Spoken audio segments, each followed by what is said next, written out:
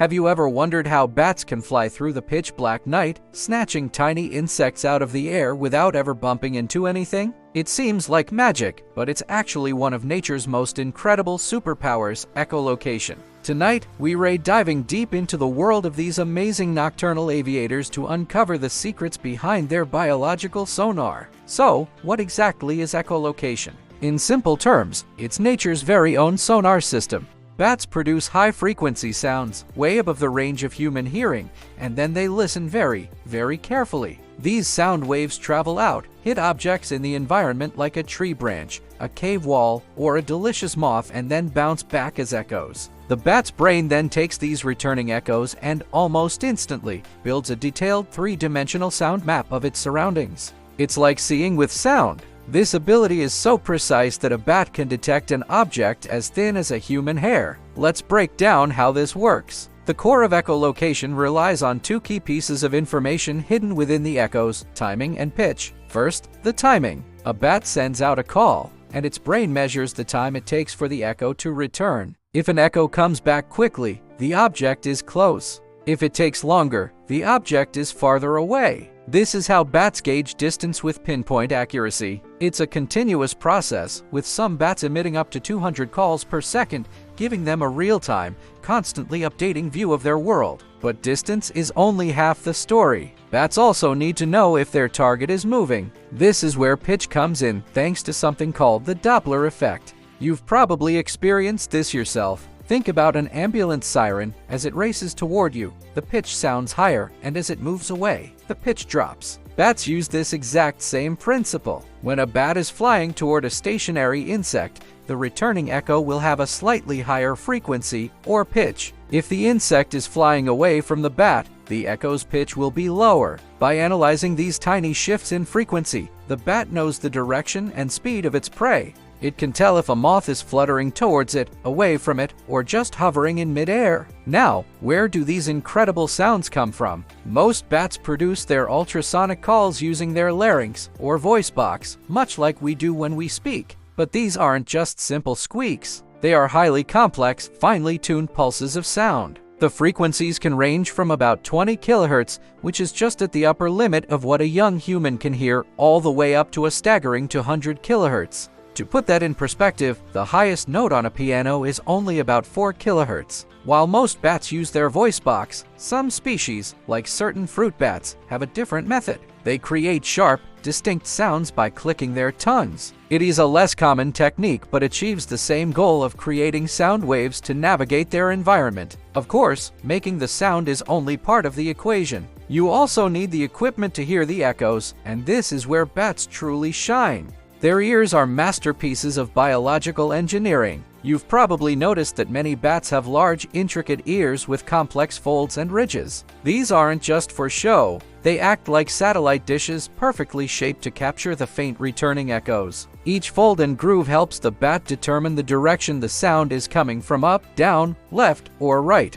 The two ears work together to provide a stereo, or binaural, sense of hearing, which is crucial for pinpointing an object's location in three-dimensional space. But the real magic happens inside. Once the sound enters the ear, it travels to the cochlea, the spiral-shaped organ of the inner ear. The bat's cochlea is incredibly specialized, packed with an unusually high density of sensory hair cells that are tuned to specific, high frequencies. These cells convert the sound vibrations into electrical signals that are sent to the brain. The auditory regions of a bat's brain are proportionally huge compared to other mammals. They have specialized neural circuits dedicated solely to processing the timing, frequency, and intensity of the echoes. These echolocation centers in the brain work at lightning speed, analyzing the incoming data to construct a detailed mental map of the world. It's like having a supercomputer dedicated entirely to sound processing. One of the most fascinating aspects of echolocation is how adaptable it is. A bat doesn't just use one type of call for everything. It customizes its sounds based on the situation. For example, when a bat is just flying around, searching for prey in an open area, it might use long, low-frequency calls. These calls can travel farther, giving the bat a wide searchlight to scan for potential meals. But the moment it detects something interesting, like a fluttering moth, its strategy changes completely. As the bat closes in on its target, it switches to a series of rapid, short-duration calls. This sequence is known as the feeding buzz. The calls become faster and faster, sometimes exceeding 200 pulses per second just before the moment of capture. Why? Because each call and its echo provide an updated snapshot of the prey's location. By increasing the refresh rate, the bat gets a super smooth, high-resolution track of the insect's final movements, ensuring it doesn't miss. It's the difference between a blurry photo and high-speed video capture. Bats also adjust their calls for different environments. Navigating a dense forest is much harder than flying in an open field. The trees, leaves, and branches create a ton of acoustic clutter, a cacophony of echoes bouncing back from all directions. To deal with this, some bats use shorter, broader frequency calls. This helps them distinguish between the background clutter and their intended target, kind of like using a fine-tipped pen instead of a thick marker to draw a detailed picture. They effectively filter out the noise to focus on what matters. This incredible system isn't without its challenges, though. Some insects have evolved their own defenses in this ultrasonic arms race. Certain species of tiger moths, for instance, can hear the bat's echolocation calls. When they detect a bat closing in, they might take evasive action, like a sudden dive. Even more impressively, some moths can produce their own ultrasonic clicks. These clicks can serve two purposes. They might startle the bat, causing it to flinch and miss, or they might actually jam the bat's sonar, creating acoustic interference that masks the moth's true location. It's a constant evolutionary battle fought in the dark, with sound as the weapon. From the complex calls produced in the larynx to the hypersensitive ears and powerful brain processing, echolocation is a testament to the power of evolution. It allows bats to thrive in a niche that few other animals can, ruling the night sky as master hunters and navigators.